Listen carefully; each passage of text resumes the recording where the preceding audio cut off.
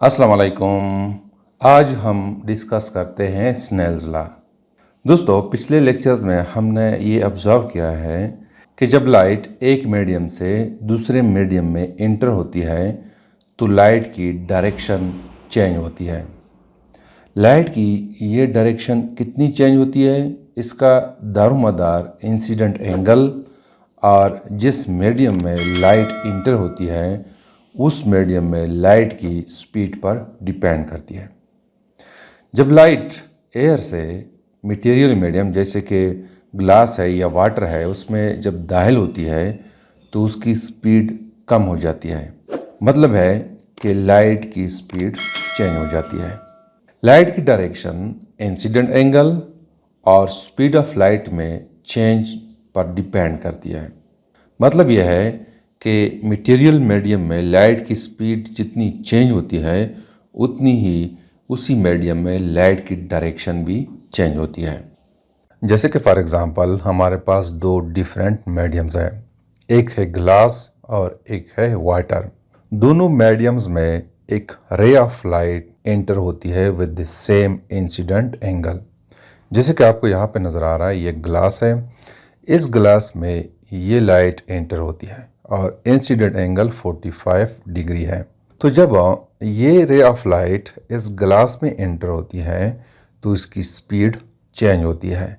Glass में speed of light जो है 2 × 10⁸ मीटर पर सेकेंड है।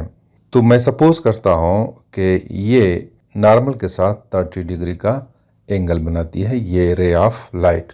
देखो यहाँ पे स्पीड ऑफ लाइट एयर में 3 × 10⁸ मीटर पर सेकेंड है और यहाँ पे ग्लास में लाइट की स्पीड 2 × 10⁸ मीटर पर सेकेंड है। मीन्स के स्पीड चेंज हो गई है, 1 मीटर पर सेकेंड स्पीड चेंज हो गई है। इसके मुकाबले में अगर मैं यहाँ पे देखूँ, ये ray of light same incident angle के साथ यहाँ पे टकराती है।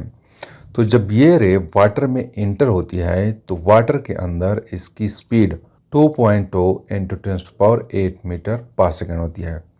मीन्स के इसकी स्पीड चेंज हो गई है। पहले एयर में इसकी स्पीड 3 × 10⁸ मीटर पर सेकेंड थी, यहाँ पे 2.25 × 10⁸ मीटर पर सेकेंड। तो मीन्स कि यहाँ पे चेंजेस आ गए, लेकिन इसके मुकाबले में यहाँ पे चेंजेस कम है।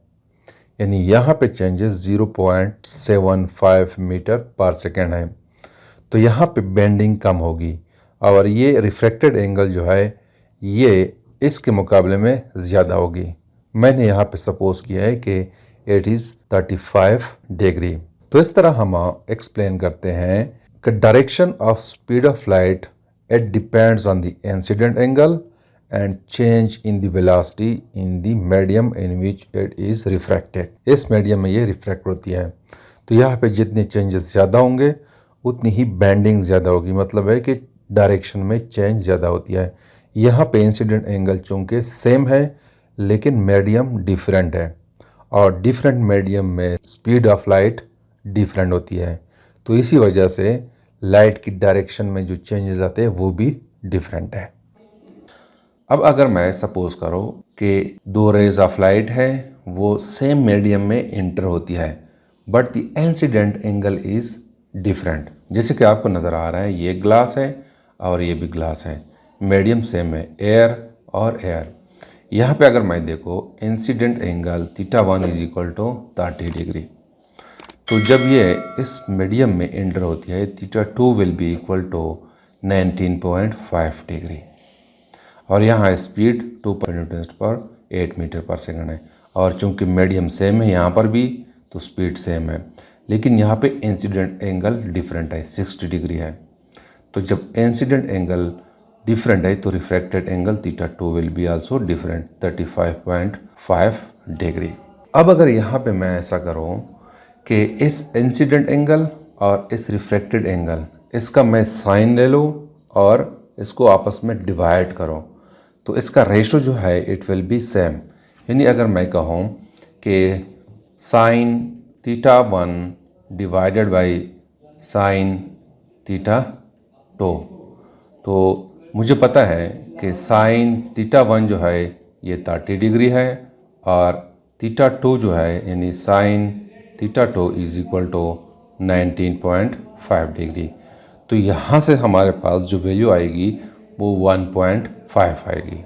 अब अगर मैं ऐसा करूँ कि यहाँ पे भी मीडियम सेम है लेकिन इंसिडेंट एंगल डिफरेंट है, इसका भी अगर मैं साइन ले लो और उसका रेशो में ले लो कि sine theta 1 divided by sine theta 2, तो साइन थीटा 1 60 डिग्री है, यहाँ पे साइन 60 डिवाइडेड बाई साइन 35.5, तो यहाँ से भी 1.5 आएगा। इसी तरह अगर मैं ये इंसिडेंट एंगल चेंज करूँ और मीडियम सेम है, क्लास है, तो फिर भी अगर साइन थीटा 1 साइन थीटा 2 के दरमियान में रेशो ले लो तो it will be equal to 1.5। अब ये 1.5 क्या है? 1.5 is the refractive index of this medium, glass के रिफ्रैक्टिव इंडेक्स है। यानी अगर मैं कहूँ कि एयर है, एयर का रिफ्रैक्टिव इंडेक्स मैं रिप्रेजेंट कर रहा हूँ 1 से, एयर का रिफ्रैक्टिव इंडेक्स हमें पता है कि 1 के बराबर है, और ये मीडियम 2 है एंड 2 से मैं रिप्रेजेंट करता हूँ, तो हमें पता है कि ग्लास का रिफ्रैक्टिव इंडेक्स 1.5 है। ये पिछले लेक्चर में हम प्रूव कर चुके हैं। तो इट मीन्स कि साइन थीटा 1 यानी इंसिडेंट एंगल का अगर हम साइन ले लें और रिफ्रैक्टिव एंगल का भी हम साइन ले लें थीटा 2, तो it will be equal to 1.5 और ये n2 के बराबर है। अब अगर मैं ऐसा करूं कि इस n2 को n1 पे डिवाइड करूं, चूंकि n1 क्या है एयर के लिए, वो 1 है, तो फिर भी हमारे पास 1.5 आएगा। या अगर यहाँ पे एयर की बजाय कोई दूसरा मटेरियल है तो तब भी n2 divided by n1 it will be equal to, यहाँ पे जो भी आएगा वो उसके बराबर है। तो मैं लिख सकता हूँ कि sine theta 1 divided by sine theta 2 is equal to n2 divided by n1। या इसको मैं लिख सकता हूँ कि n1 sine theta 1 is equal to n2 sine theta 2। ये है mathematical form of Snell's law. जब मीडियम सेम है तो फिर उस सूरत में इंसिडेंट एंगल और रिफ्रैक्टेड एंगल का साइन ले हम और फिर उसका रेशो ले लें, वो रेशो कांस्टेंट होती है। उस वक्त तक कांस्टेंट होती है जब तक हम मीडियम चेंज ना करें। जैसे मैंने आपको बताया कि अगर यहाँ पे 60 के बजाय अगर मैं 70 ले लो या 75 ले लो, तो तब भी साइन थीटा 1 और डिवाइडेड बाई साइन थीटा 2 का रेशो जो है इट विल बी कांस्टेंट, 1.5 ही आएगा।